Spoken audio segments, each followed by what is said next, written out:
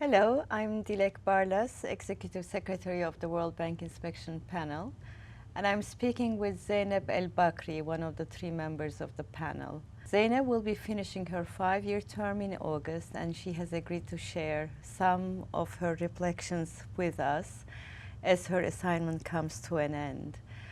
Zeinab, let's start at the beginning. What prompted you to apply to the inspection panel?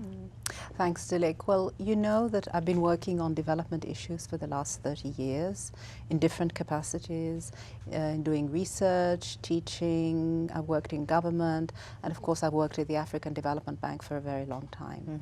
So joining the panel was an opportunity to continue working in development, but at the same time it was an opportunity this time to work with and look at it from the perspective of the requesters, those who claim that they have been harmed by World Bank projects. It was especially an opportunity for me to sort of get up close and look at how the World Bank implements its policies and to what extent it was keeping and adhering to its own policies. In addition to that, it was an opportunity for me to continue using my anthropological skills. This is my background. It was an opportunity to use those skills in trying to get up close to communities and try to find out how they were impacted by World Bank projects, whether in terms of their livelihoods or their environment. Has anything surprised you about the job? Yes. Let me start maybe with the pleasant surprises first. I think the seriousness with which the institution and other stakeholders, whether internal or external, consider the panel was a huge surprise to me. I was really impressed by how seriously the institution takes the panel. Another pleasant surprise for me, especially because I come from academia, was the intellectual challenge that was posed by many of the cases that we had to deal with in the panel. I mean, a huge variety and complexity of development issues, ranging all the way from labor, gender-based violence, resettlement, so quite intellectually challenging, and I thought that was great, to be able to work in such an environment. Unpleasant surprises have been very few, but one of them I have to mention, and it's my realization that actually the panel's toolkit is very, very limited, especially when we compare it with accountability mechanisms in sister institutions, which have started much, much later than the panel.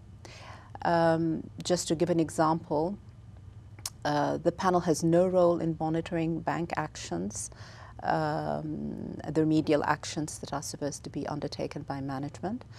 And it also does not have a dispute resolution function. And I feel that over the years, there have been several cases where these functions, had they existed, could have been very beneficial in resolving a lot of issues, but also in even giving greater credibility to some of the remedial actions that management has taken. What do you think are the greatest misunderstandings about the panel? I think I'll mention 2.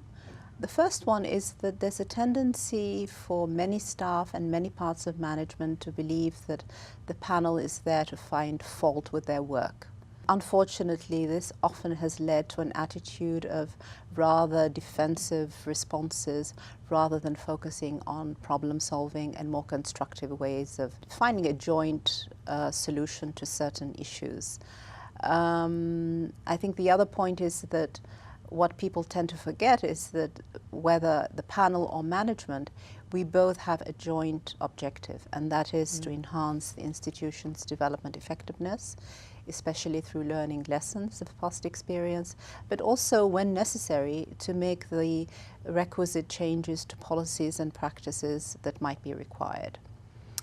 Another misunderstanding, I think, is that sometimes the panel is portrayed as fishing for cases. We're trying to create business for ourselves and trying to justify our existence.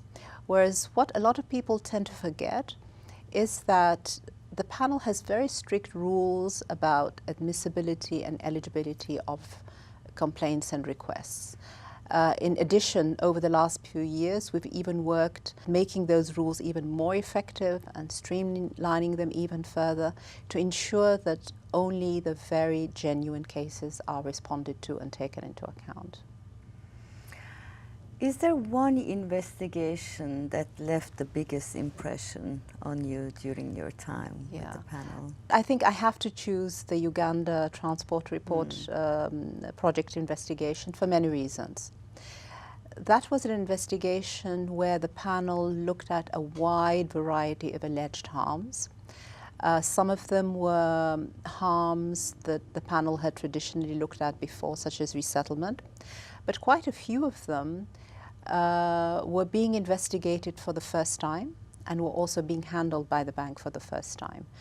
And here I'd especially like to mention the issues of gender-based violence and labor influx. I think another thing that also touched me was that most of the complainants, most of the people who suffered were underage girls. This was especially significant for me, and it pointed to the fact that many of the people that the bank tries to help are in fact very vulnerable. The bank is supposed to improve their lives, but in this particular case, I think we have to admit that the bank failed. But having said that, I think what I found particularly encouraging was the institution's response at the various levels after the investigation. Starting all the way at the very top from the global task force on gender-based violence established by President Kim, going all the way to community-level responses to help the girls, but also policy-level responses, including for the first time the issuance of a guidance note for staff on how to deal with labor influx issues in infrastructure projects. A final question. What challenges do you think that the inspection panel will face in investigating complaints once the new environmental and social framework comes to effect next year? Yeah, that's a very important question. I think the first thing to remember is that any change in the safeguard policies as such does not touch the panel's mandate. So the panel's mandate will continue very much as it is, with this fundamental principle that it is there to investigate allegations of harm caused by bank projects. So I think this is very important to realize right from the start. In terms of potential impacts upon the panel's role, I think we were very pleased to see that the new framework actually widens and strengthens certain aspects of the bank's existing safeguard policies.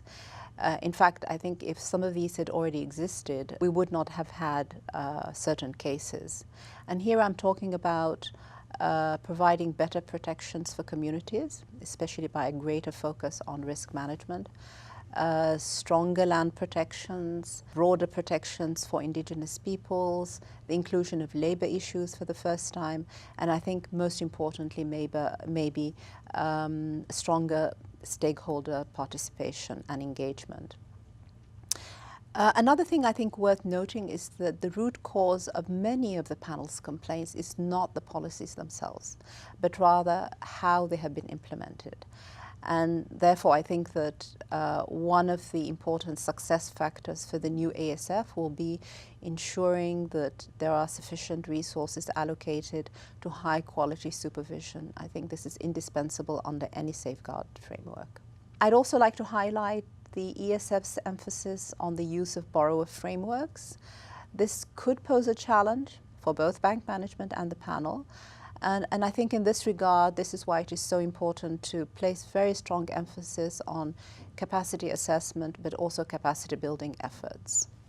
So, Zeinab, thank you so much for taking the time and sharing some of your thoughts with us. And also thank you for your services to the inspection panel and the World Bank. It was a great pleasure to work with you, and we wish you all the best for the future. Thank you very much. Thank you. Thank you.